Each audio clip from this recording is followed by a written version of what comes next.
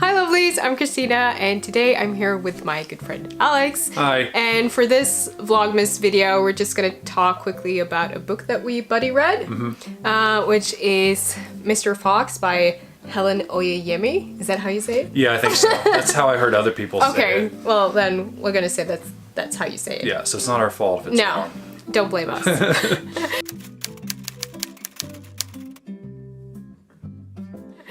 So I'm horrible with trying to explain this book. Do you want to give it a try?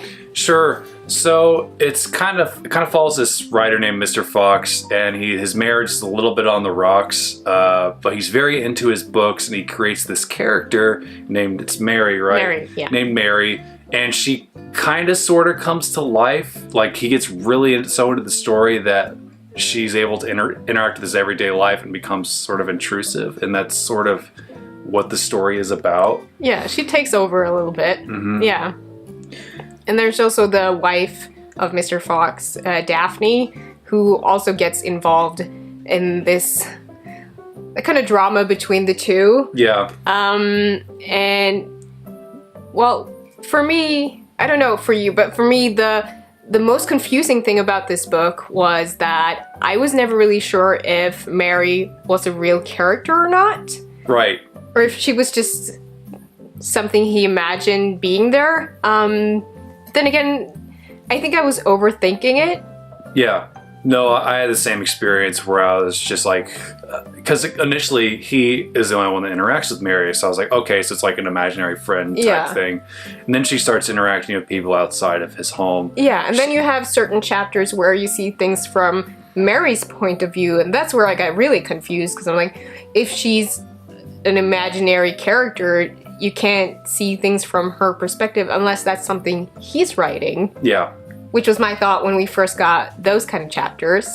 And I'm curious if you would think about it this way too. It's like us as writers, when we release characters out into the world, it doesn't necessarily become ours anymore. It's like we see, like, I mean, Star Wars, for instance, it's not George Lucas's anymore. There's so many people that have made it their own too, and I think that that's part of it, but it's also, I think for me, the most fascinating part of it was how a writer can get so far into his story that he loses contact with people that he cares about. Caught up. Yeah. And I see that with writing too. When I write, my characters do kind of live a life of their own at some point, and they do take over, and you dream about them, and you go around and you think about them, and maybe this is kind of just the extreme version of that. Yeah. That's kind of maybe a thing they're trying to portray.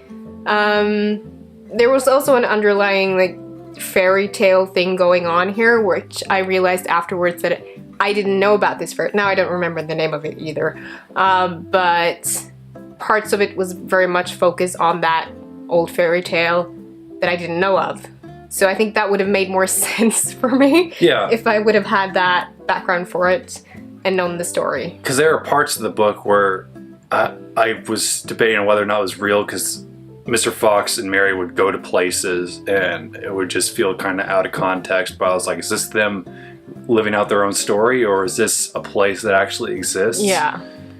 But I think we agreed on the thing that made this book confusing for sure is that we both tried to overanalyze it for a long time. Yeah.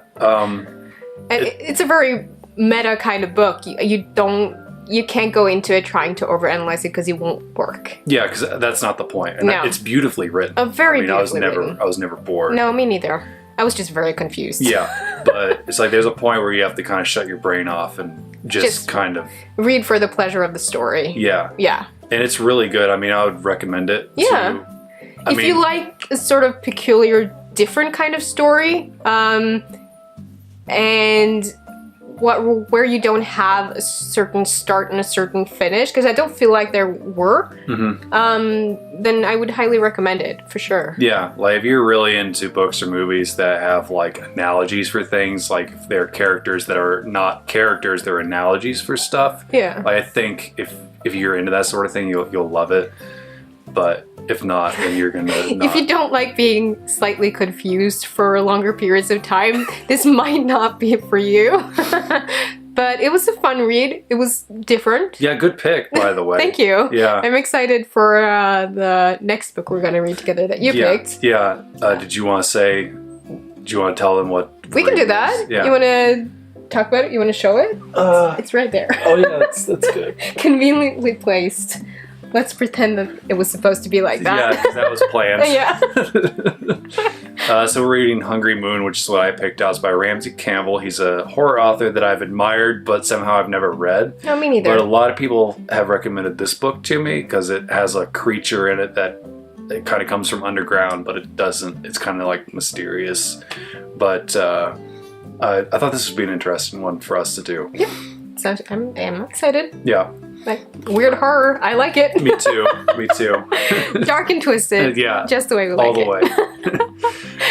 Well, yeah. So that's our short and sweet. Short and sweet review. We can't give away too much because No. it ruins it. Would you read anything else by this author? Yeah, I would love to read other stuff by Me too. Oyeyemi. I have actually been looking at some of her other books, but you know, the TBR pile is piling up for sure. Oh yeah, mine's the same way. Or if it would topple over, it would probably squish me. Yeah, like every book lover's problem right there. But yeah, I would definitely try to read something else by her at some point.